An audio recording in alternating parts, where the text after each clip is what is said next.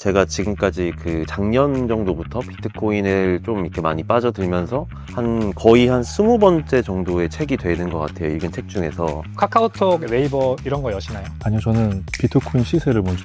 먼저 그거부터. 대화 나누면서 좀 제가 약간 걱정됐던 거는 뭐 챗 GPT나 이렇게 급진적으로 생성형 AI 또는 양자 컴퓨터가 예측보다 훨씬 빠른 속도로 발전하면 한 10년 후에 비트코인이 정말 깨지지 않을까?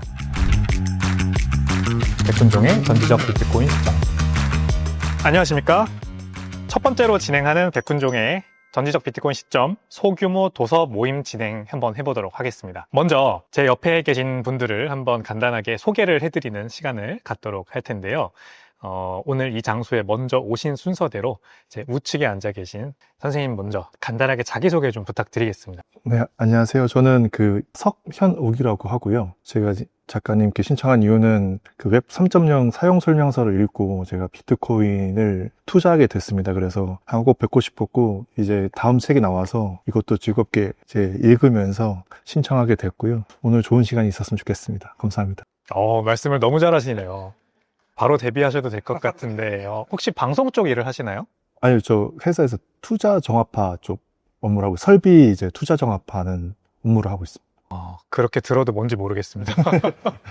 알겠습니다. 직업은 아무튼 그러면 원가 절감하고 이런 업무 하고 있습니다. 원가 절감 쪽. 네. 알겠습니다. 오늘 와주셔서 감사하고요. 네, 감사합니다. 두 번째로 와주신 가장 왼쪽에 계신 선생님께서 한번 말씀해 주시겠습니다. 안녕하십니까. 저는 광고 대행사를 다니고 있고 이제 곧 퇴사를 앞두고 있습니다. 아내와 함께 어학연수를 떠나게 되어서 마침 이런 좋은 추억이 생겨서 너무 기분이 좋습니다. 잘 부탁드립니다.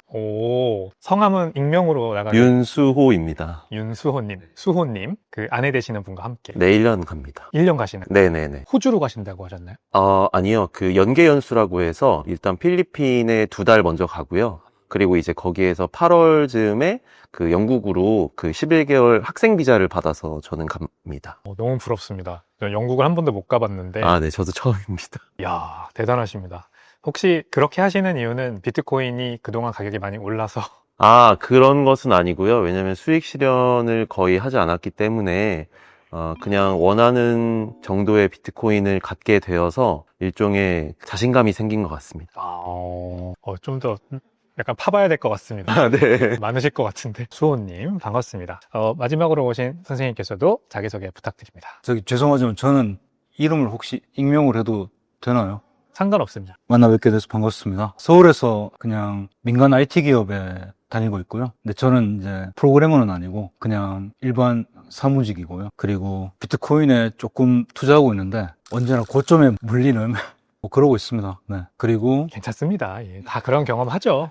네. 좀 제대로 투자를 해보고 싶다는 좀 반성이 돼가지고 좀 그런 좋은 사람을 만나야 되겠다. 그래서 오늘 왔습니다. 네, 알겠습니다. 감사합니다. 익명으로 혹시 정해오신 뭐 익명이 있으신가요? 존 템플턴 제가 존경하는 좋아하시는구나. 네. 그분처럼 좀 될 수 있을지 모르겠지만 그런 희망이 있어서 닉네임을 가끔 존 템플턴이라는 닉네임을 쓸 때가 있습니다. 너무 멋있습니다. 네. 존 템플턴 경. 그분은 이렇게 투자를 하셨는데 또 투자한 돈으로 좋은 일, 이렇게 영적인 단체를 지원하는 일, 그런 일도 많이 하셨어요. 투자를 하면서 돈도 벌었지만 사회를 위해서 좋은 일도 하셨던 굉장히 유명한 분으로 저도 알고 있습니다. 존 템플턴 님께서도 오늘 와주셔서 너무 감사하고요. 저희 오해하시면 안 되는 게 다 처음 만나는 자리입니다. 그리고 간단하게 카메라 돌아가기 전에 인사만 나눴고 지금 이제 막 얼굴 마주보면서 얘기하고 있는 거라 조금 어색한 공기가 흘러도 마가 좀 뜹니다.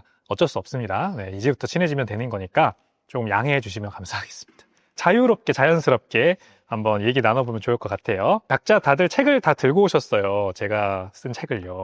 거기 변출지까지 붙여가면서 네. 굉장히 열심히 읽으신 흔적도 보이고 열심히 읽었습니다. 네, 기록. 근데 메모가 써 있습니다. 지금 이렇게 넘기고 계신데 접혀진 부분도 있고 밑줄 친 부분도 보이고 뭐 그렇습니다. 오늘 그래서 읽어오신 내용에 대해서 각자 책을 읽고 인상 깊었던 부분을 조금 자유롭게 얘기해 주시면 좋겠는데 우리 현웅님 먼저 읽으신 다음에 한 줄 평, 뭐 아니면 그보다는 좀 더 길게 어떤 느낌이 드셨는지 인상 깊었던 부분이 혹시 있으시면 그걸 말씀해 주셔도 좋고요. 제가 메모를 해놨는데 메모한 것 중에 이제 인터넷이 정보를 자유롭게 전달하는 네트워크라면 비트코인이 이제 가치를 자유롭게 전달하는 네트워크다라는 게 이제 쓰여져 있었는데 그게 가장 공감이 갔어요. 제가 애들 키우고 결혼도 하다 보니까 그 경제적 자유라는 거에 대한 관심이 많이 생겼습니다. 근데 그게 단순히 돈이 많은 게 경제적 자유가 아니고 결국 시간과 내가 가진 돈의 이동과 활용과 사용을 내 마음껏 할 수 있는 게 진짜 경제적 자유가 아닌가라는 생각을 항상 가지고 있었는데 이 책에서 이 문구가 저한테는 좀 뇌리에 박히는 그런 문구였다고 저는 생각을 합니다. 네, 저도 마찬가지로 생각하는데 이 부라는 게 그렇잖아요. 아침에 일어났을 때 내가 시간에 쫓겨서 직장에 가는 삶도 있지만 그렇지 않고 내가 원하는 일을 할 수 있는 삶이 바로 이제 부를 이룬 삶이다. 그 재산이 중요한 게 아니다. 저도 이렇게 생각을 하거든요. 근데 저랑 똑같이 생각하시네요. 그럼 부를 이루셨습니까? 그래도 지금 아이가 하고 싶어 하는 거, 그다음에 먹고 싶어 하는 거, 그리고 와이프가 먹고 싶은 거, 하고 싶은 거를 해줄 수 있을 정도는 그래도 벌게 된 것 같아요. 그게 다 비트코인을 좀 모아가면서 저도 공부를 하게 되면서 이제 자신감이 더 생기니까 그런 것 같아요. 돈의 양보다는 내가 미래에 더 지금보다 나을 거라는 그런 기대감 때문에 그런 자신감이 생기는 거 아닌가라고 생각을 합니다. 야, 너무 좋은 말씀 해주셨습니다. 맞습니다. 자신감이죠. 자신감이 중요합니다. 그래서 비트코인을 모으다 보면 자신감이 생기고 그게 이제 투자 성공을 약간 하게 되는 거 계속 맛보니까 그러다 보면은 하는 일도 잘 되고 그러면서 이제 좋은 기회들도 찾아오고 이러면서 약간 계속 양파 껍질 까듯이 뭔가 삶의 정중앙으로 잘 들어가고 있는 것 같은 느낌이 들 때가 있지 않습니까? 저도 이제 감정이입을 하면서 듣고 있다 보니까 굉장히 신나네요. 그러면 우리 그 수호님께서도 네. 인상 깊었던 부분이 있으신지 한번 말씀해 주시죠. 네, 일단 이 책을 정말 재밌게 잘 읽었는데 제가 지금까지 작년 정도부터 비트코인을 좀 이렇게 많이 빠져들면서 거의 한 20번째 정도의 책이 되는 것 같아요. 읽은 책 중에서. 근데 이런 책들이 나올 때마다 일단 너무 반갑고요. 그리고 내용 중에서는 일단 비트코인을 이해한다는 게 결코 쉬운 일은 아니잖아요. 그래서 결국 이해를 하려면은 비트코인이 갖는 속성이나 또는 일반인들, 대중의 언어로 풀 수 있는 그런 오해들이 되게 이제 그런 것들이 중요한데, 가령 뭐 양자 컴퓨터에 대한 이야기들이나 그런 것들이 한 오해에 대한 섹션이 하나 있어가지고, 대중들이 일반 분들이 이제 저 같은 사람도 보기에 되게 좋았던 것 같고, 그리고 한 문장은 스스로에게 안 했던 질문인데 크립토로 빠른 거래를 할 필요가 있을까? 라는 문구가 있었던 것 같아요. 제가 메모를 해놨는데 우리가 이제 비트코인에 대해서 이해를 하면은 빠른 거래가 본질은 아닌데 어떤 그런 알트코인 같은 거를 이해를 하면서 빠른 거래가 갖는 또는 확장성이 갖는 것들에 대한 이거를 이해하면서 비트코인도 공부를 하게 되는 거잖아요. 그렇죠. 그래서 이런 다양한 부분들이 되게 대중들이 입문서처럼 읽을 수 있게 쉬운 교양서적처럼 잘 쓰여져 있는 것 같아서 네, 이렇게 열심히 잘 읽었습니다. 너무 고생하시는 흔적이 보여가지고 제가 죄송할 따름이 아닙니다. 사실 더 쉽게 썼어야 한다는 생각이 드네요. 어쨌든 입문서처럼 읽어주셔가지고 너무 감사한 게 그런 목적을 사실 저도 가지고 있었거든요. 처음부터. 이거는 제 전 책이 좀 어렵다는 코멘트가 많았어요. 그 책도 읽었습니다. 아, 진짜요? 웹 3.0 사용 설명서?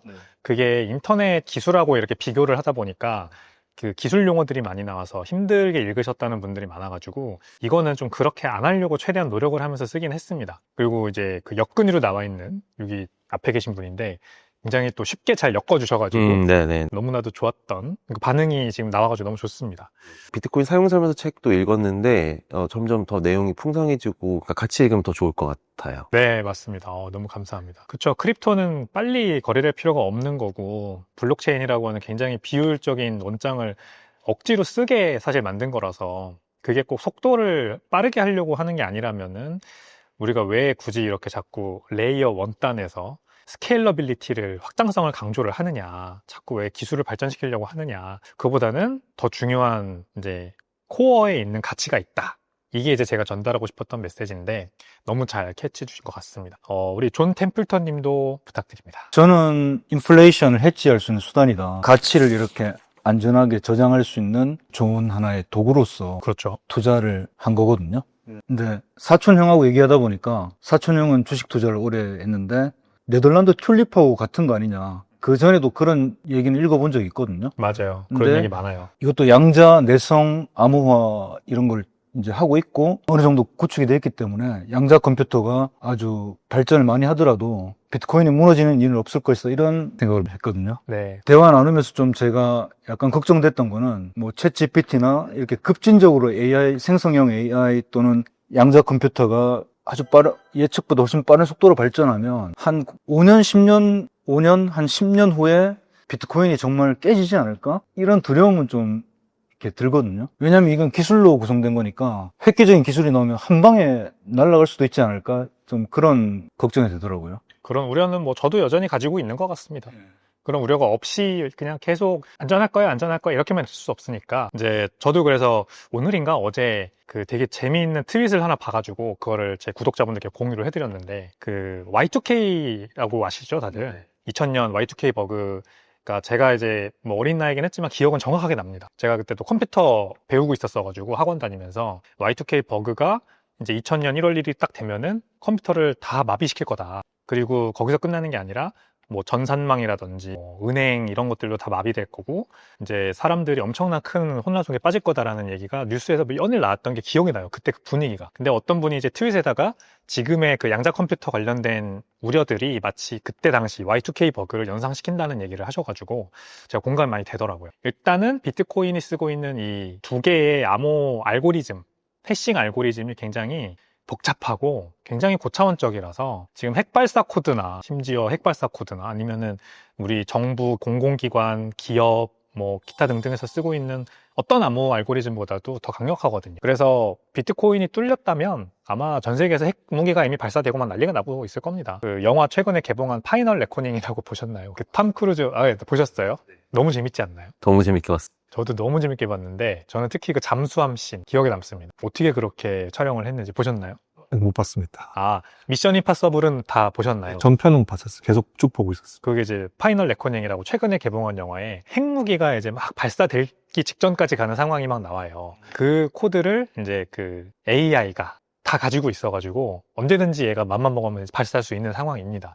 그 상황이 되는 겁니다. 사실 양자 컴퓨터가 나오면 이미 그 상황이 되기 때문에 아마 양자 컴퓨터가 어떤 방법으로든 대중화되는 거는 어렵겠다라는 생각이 일단은 들고요. 뭐 나라에서 못하게 막거나 뭐 이러지 않을까. 그리고 비트코인도 가만히 있지 않죠. 아까 템플턴님 말씀하신 것처럼 비트코인도 양자 내성암으로 굉장히 오랫동안 연구를 해오고 있기 때문에 이게 사토시가 10년 전에 이미 예언을 했더라고요. 양자 컴퓨터에 대한 예언을 해가지고 커뮤니티에서 이미 논의가 됐었던 적이 있더라고요. 그때 이후로 계속 오픈소스 개발자들이 양자 내성 암호를 만들고 있고 사실 양자 내성 암호까지 가지 않아도 지금 샤256이라는 암호 체계를 쓰는데 이거를 512, 뭐 1024 이렇게만 늘려도 상당히 그 기간이 늘어난다고 합니다. 뭐 이런 것들을 봤을 때 아직까지는 걱정하지 않아도 되는 것 같습니다. 그래서 저도 이제 개발자가 아니고 기술자가 아니라서 이거를 확실하게 말씀드리기가 좀 어렵지만 저도 이제 공부해서 이해한 만큼 이제 계속 말씀드릴 수밖에 없는 것 같아요. 아무튼 현재는 그렇다. 그렇습니다. 다음 순서로 제가 제 책에서 좀 중요하지 않나? 라고 생각하는 단락들이 있습니다. 이 단락들을 돌아가면서 좀 낭독을 해보도록 할게요. 일단 첫 번째, 54페이지로 가보시면은, 현웅님께서 말씀하신 부분과 비슷한 내용이 나옵니다. 인터넷에 관한 내용이죠. 근데 이제, 그리고 현대 자유인의 삶, 뭐 이런 내용이 나오는데, 현웅님께서 한번 읽어봐 주시겠어요? 인터넷을 편하게 사용한다는 이유로 개인정보와 행동 데이터를 빅테크에 넘긴다면 결국 그들에게 종속될 수밖에 없습니다. 누군가에게 종속된 삶은 현대 자유인의 이상적인 모습이 아닙니다. 네, 좋습니다.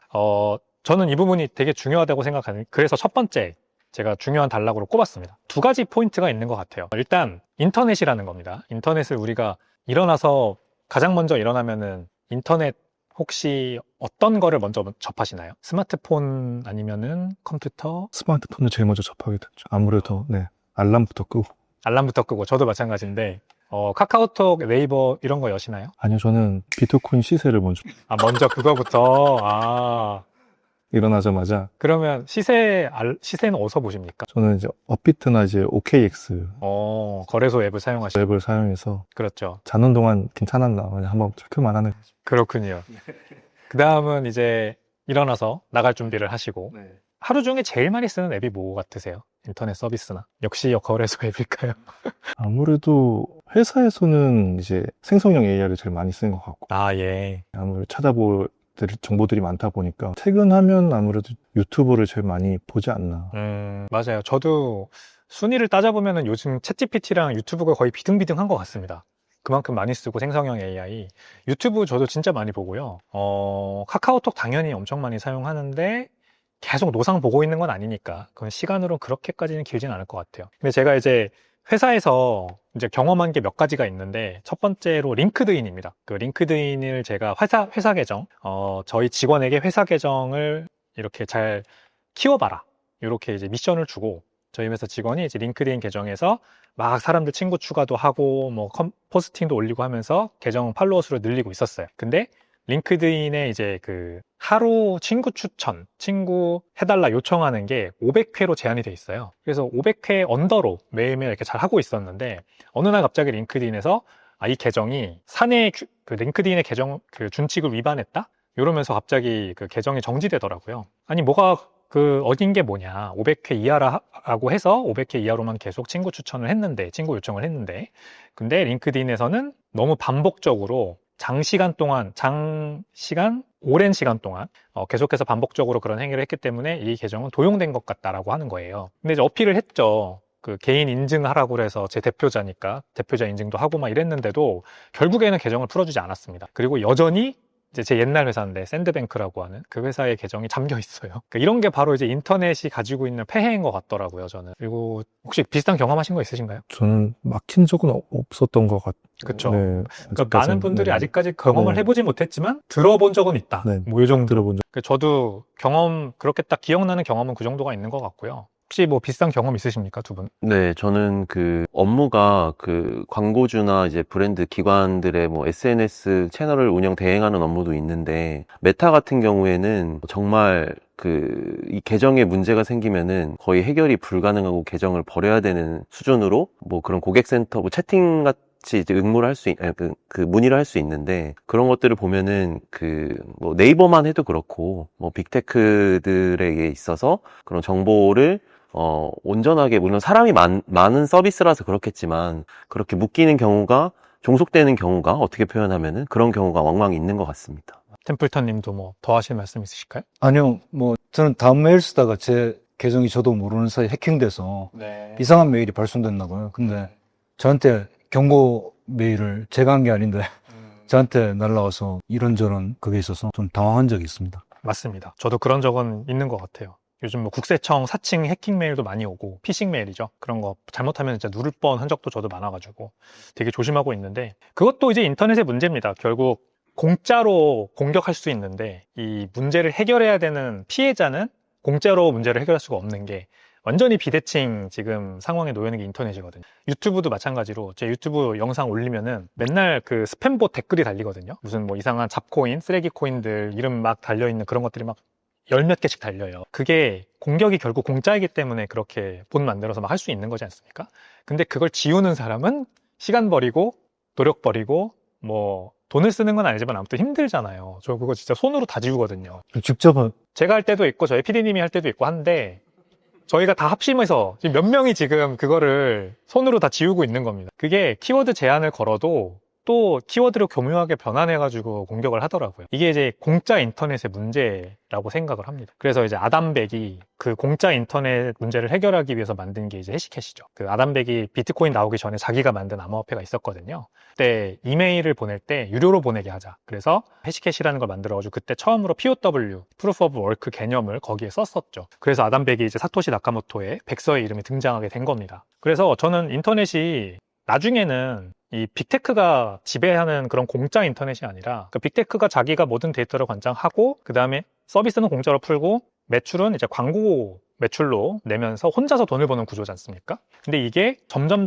뭐 완전히 대체되지는 않았지 몰라도 그래도 아주 좋은 대체물로서 좀 그 밸류 포 밸류라고 합니다. 비트코인 같은 프루프 오브 워크 기반의 네트워크 위에서 서비스가 만들어지고 그 서비스를 사용하는 사람과 서비스 제공자가 직접 돈을 주고받는 식으로 거래가 되는, 서비스가 이제 소비가 되는 그런 인터넷이 점점 더 커질 거다 이렇게 생각하는데, 혹시 이런 밸류 포 밸류 서비스를 알고 계신 게 있으신가요? 현웅님께서. 그냥 아직 알고 있는 건 없는데 제가 공부를 하다 보니까 일론 머스크가 트위터 인수하기 전에 자서전을 보면 웹 3.0에 대해서 공부를 했다는 얘기가 나오거든요. 그러면서 이제 트럼프 계정을 삭제하면서 일론 머스크 거기 또 반발을 한 얘기도 있고 한데 그 X를 인수하는 이유가 결국에는 그 밸류 오브 밸류의 그 가치를 이제 X를 통해서 뭔가 이제 개인들한테 제공하려고 하는 의도가 있지 않나라고 추측은 하고 있습니다. 그렇죠. 네. X를 슈퍼앱으로 만들어서 그 위에다 뭐 크리에이터들이 직접 뭔가 만들어서 팔 수 있게 하고 결제도 일어나게 하고 이제 이럴 것 같다는 얘기죠. 수호님은 혹시 써보신 서비스가 있으신가요? 잘 모르겠습니다. 뜻을 아직 제가 잘 몰랐던 것 같아요. 지금 처음 듣는 것 같아요. 네. 알겠습니다. 저는 일단 써본 게 가장 대표적으로 그 파운틴이라는 앱이 있어요. 파운틴, 분수.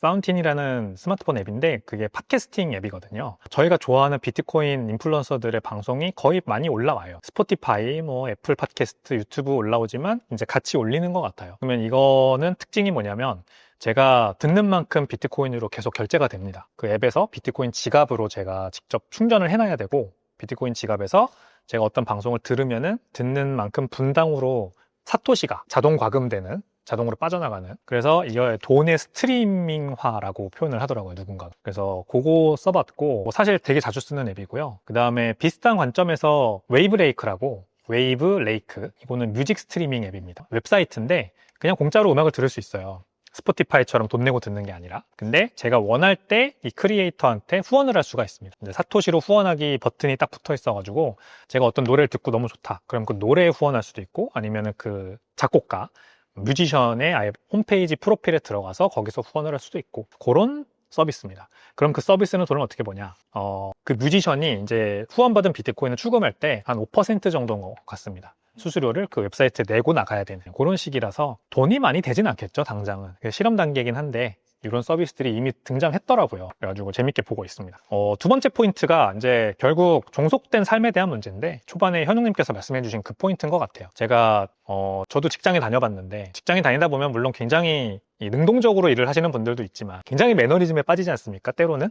그러다 보면은 진짜 종속된 삶을 살잖아요. 거의 그냥 시동을 끈 차처럼 나갔다가 들어왔다 나갔다 들어왔다 이런 삶을 살기도 했으니까 누구나 그런 경험을 다 하니까. 근데 이제 그렇지 않고 좀 더 능동적인 삶을 사는 사람이 되려면 이런 누군가에게 종속된 그런 환경에서 최대한 자신을 좀 빠져나오게 해야 되지 않나. 그게 인터넷도 마찬가지고 뭐든지 그렇게 생각을 합니다. 자, 그러면 단락 2로 넘어가 보겠습니다. 140페이지인데요. 140페이지에 비트코인은 건물이 아니라 맨해튼 같은 요 부분 수호님께서 한번 읽어봐 주시면 감사하겠습니다. 하지만 비트코인은 이보다 훨씬 더 큰 개념이다. 비트코인은 건물이 아니라 맨해튼 같은 하나의 도시에 가깝다. 비트코인이 한정된 공간이기 때문이다. 맨해튼의 땅을 인공적으로 확장할 수 없듯이 비트코인의 공급량도 절대 2100만 개를 초과할 수 없다. 뉴욕 맨해튼이 더 이상 확장할 수 없어 건물을 위로 올릴 수밖에 없는 것처럼 비트코인도 기술 혁신을 통해 계속 위로 확장되고 있다. 좋습니다. 요거는 결국 제가 이것도 두 가지 포인트가 있는 것 같네요. 첫 번째로는 비트코인을 그 열역학으로 설명한 마이클 세일러의 이론을 한번 여기에서 얘기를 해보고 싶었던 거고, 두 번째로는 이제 레이어 2, 건물이 올라간다는 표현을 썼으니까 레이어 2 라이트닝 네트워크, 뭐 레이어 3 지금 나오고 있는 것들, 타로라든가 여러 가지가 있죠. 이런 것들을 좀 더 전문적으로 얘기하고 싶었는데 그냥 이 정도 선에서 끝나 그런 단락이라고 봐주시면 되겠습니다. 혹시 라이트닝 네트워크 앱 사용해 보셨어요?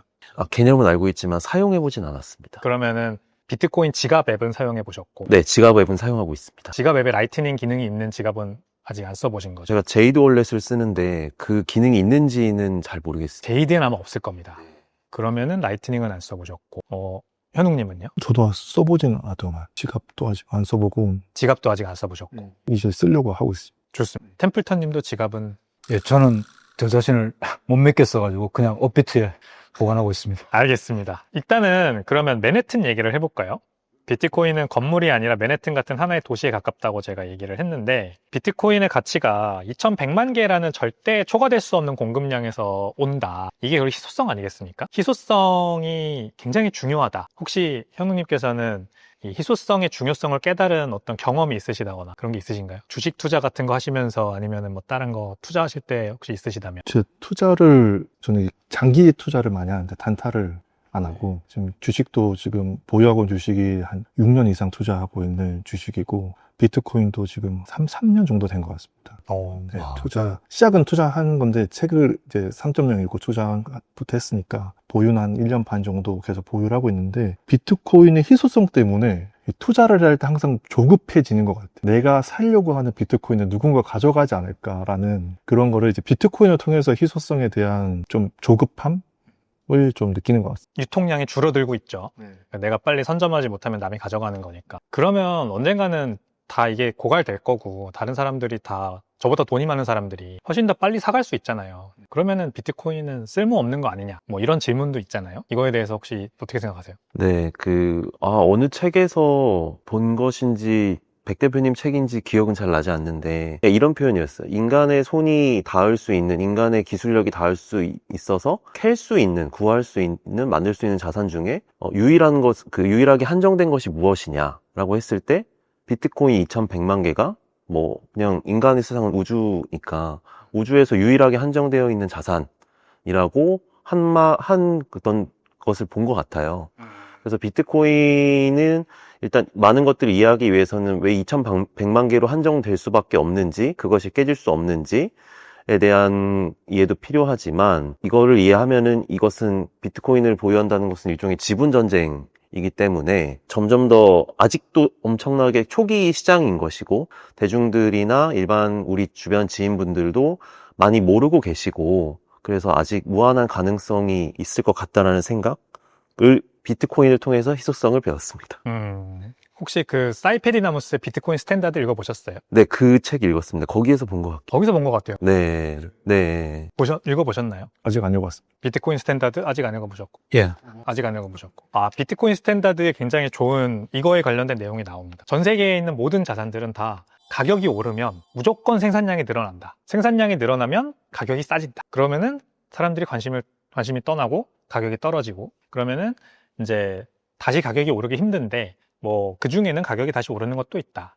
그게 이제 대표적으로 금이나 은, 뭐 귀금속, 뭐 기타 등등 그런 것들이 수요는 늘어났다 줄어났다 하면서 가격이 일정하게 유지되지는 않고 계속해서 우상향하긴 하는데 가격이 올라가면은 항상 이제 공급량이 폭발하는 그런 문제가 있는 거죠. 근데 이 관점에서 봤을 때 지금까지는 가장 단단한 머니라고 할 수 있는 하드머니, 경화라고 할 수 있는 게 금이었는데 왜냐면 금은 이제 상대적으로 채굴하기가 너무 어렵기 때문에 굉장히 비용도 많이 들어가고 금 맥을 찾기도 어렵고 근데 여전히 가능하긴 하단 말이죠. 근데 비트코인은 이제 인류 최초로 아무리 더 발행하고 싶어도 발행할 수 없는 그런 기술이자 자산이 되었다. 그렇기 때문에 이 2100만 개라고 하는 절대 초과할 수 없는 희소성이라는 게 굉장히 중요한 거다. 이게 이제 사이페디나무스가 얘기하는 경화라는 개념을 빌려서 비트코인을 설명한 거고요. 여기에 이제 마이클 세일러의 서머다이나믹스, 열 역학이 들어오는데 그러면은 2100만 개가 어떻게 초과되지 않는 거냐라는 거죠.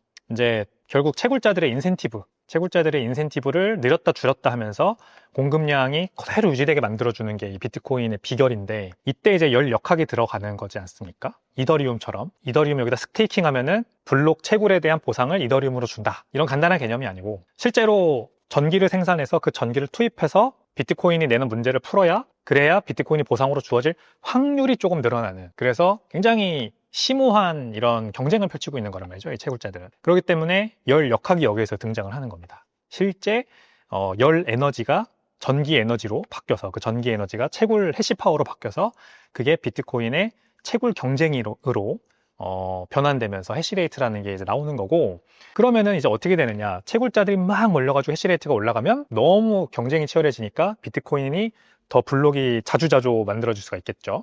이러면은 이제 그 비트코인이 채굴 난이도를 올려버리지 않습니까? 그래가지고 2주마다 한 번씩 찾아오는 그 난이도 조절 메커니즘 때문에 비트코인이 평균 10분이라는 아주 일정한 간격으로 블록이 생산되는 그런 굉장히 엄청난 지금 기술을 만든 거예요. 사토시 나카모토가. 그리고 다시 이제 비트코인 가격이 떨어져서 채굴자들이 관심 없어 이제 안 해. 그리고 떠나면 그러면 다시 채굴 난이도가 내려가서 다시 신규 채굴자들이 진입하게 만들어주는 인센티브가 생기는, 그래서 요 선이 계속해서 아주 기민하게 움직이면서 채굴이 계속되는, 그러면서 블록은 계속해서 10분이라는 평균 시간으로 회귀하는 그런 굉장히 좋은 그런 거를 만든 거고, 이 기술이 바로 그래서 인류 최초로 나타난 거고, 그 다음에 그 기술이 이뤄낸 뭐라 그럴까 성취가 굉장히 뛰어나기 때문에 이걸 제가 맨하튼으로 한번 표현을 해본 겁니다.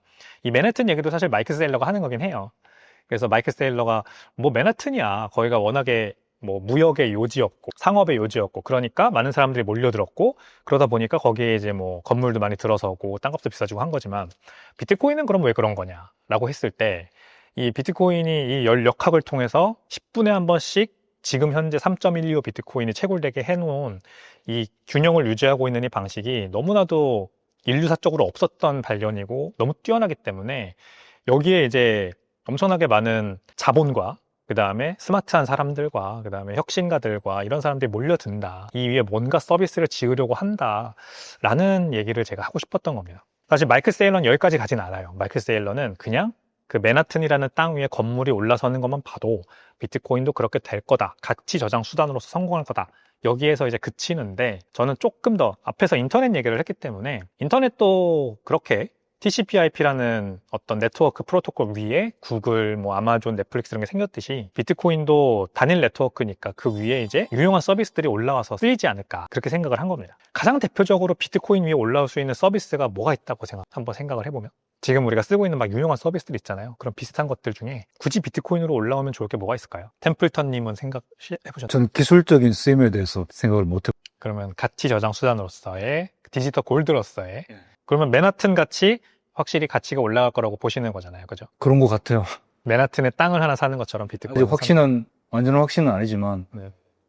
그리고 특히 우크라이나 전쟁 있었을 때 그 사람들이 금덩이는 갖고 나오지 못하지만 그렇죠. 비트코인을 이렇게 외워서, 그 암호를 외워서 실제로 썼다는 그것을 봤을 때 네. 분명한 효용 가치가 있는 것 같아요. 맞습니다. 되게 말씀 잘해주셨는데, 저는 그 관점에서 그래서 비트코인 위에 올라올 수 있는 아주 대표적인 서비스가 스테이블 코인인 것 같아요. 달러 기반 스테이블 코인이 비트코인 위에 올라오는 아주 첫 번째 성공 사례가 되지 않을까. 지금 그래서 라이트닝 네트워크 위에 USDT가 이미 발행이 됐거든요.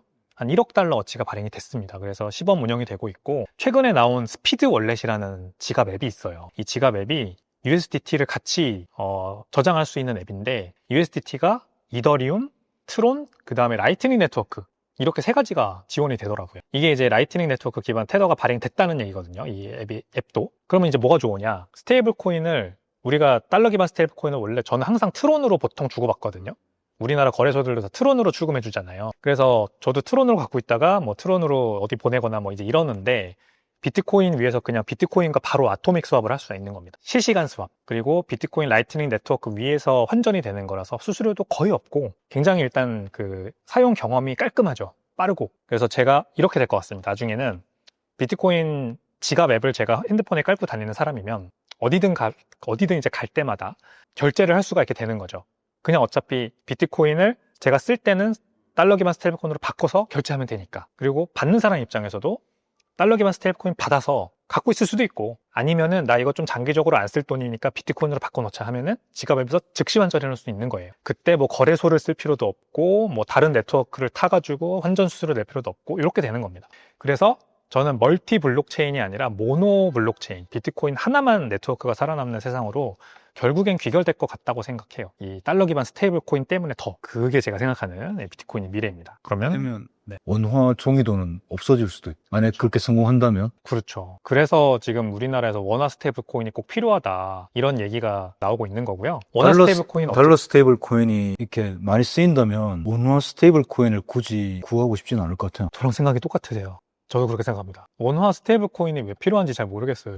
어떻게 생각하세요? 저도 필요할까요? 동의합니다. 달러와 원화를 봤을 때 무엇이 가장 그 최종 담보물인 거고 가장 더 가치가 있는지를 따져보면은, 사실상 그 스테이블 코인에 있어서는 원화 스테이블 코인이라는 거는 만들 수는 있지만 우열에서는 달러 스테이블 코인에 뒤처질 수밖에 없는, 그래서 이제 뭐 거기에서 이제 뭐 통화 주권에 대한 이야기도 나오긴 할 텐데, 그렇죠. 되게 복잡하고 정말 어려운 문제라고 생각합니다. 맞습니다.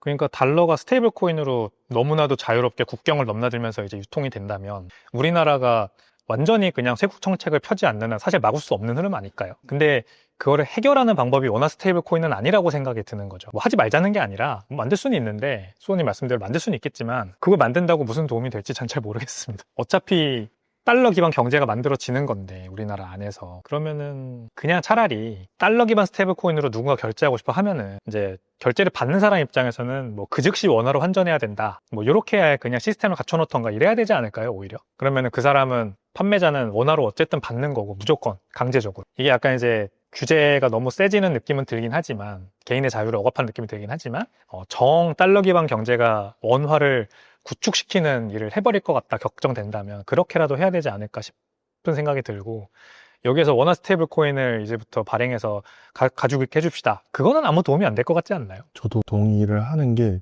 원화 스테이블 코인은 결국 그냥 CBDC와 그냥 연계되거나 약간 거기서 약간 더 파생된 생각이지 않나라는 생각을 합니다.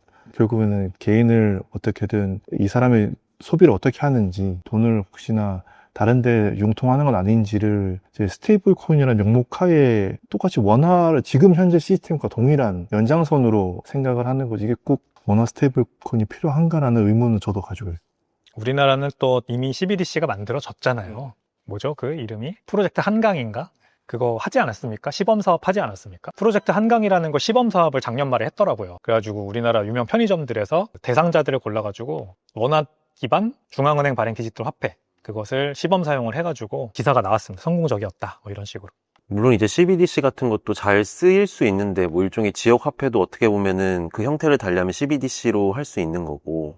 근데 그런 프로그래머블 머니, 그러니까 CBDC는 프로그래머블 머니잖아요. 근데 비트코인은 사운드 머니인 거고요. 그렇죠. 그래서 스테이블 코인이라는 주제에 있어서는 일단 국가의 이제 한국은행이나 뭐 지도자분들께서는 정치인분들께서는 이게 쉽게 뭔가 달러 스테이블 코인에 대한 도입을 주장하기는 어려울 것 같아요. 그래서 저희 개인의 경우에는 얼마든지 개인적으로 대응을 해 나가야 되는 것 같고요. 근데 이제 원화 스테이블 코인은 그냥 논의가 확장되면서 뭔가 좀 스테이블 코인에 대한 이해를 돕는, 알고 보니 원화보다 달러 스테이블 코인이 더 본질적으로 좋은 것이네 라는 그런 우위, 경쟁 우위 그런 걸 이해하는 데 있어서는 교육적으로 가치가 있을 것 같습니다. 교육적인 가치? 그것도 되게 중요한 포인트네요. 저도 확실히 그건 있을 것 같습니다. 맞다. 디지털 화폐, 그래도 블록체인으로 뭔가를 만들었다라는 걸 한번 사용해보자 라는 차원에서는 괜찮은 역할을 하지 않을까 생각이 드네요.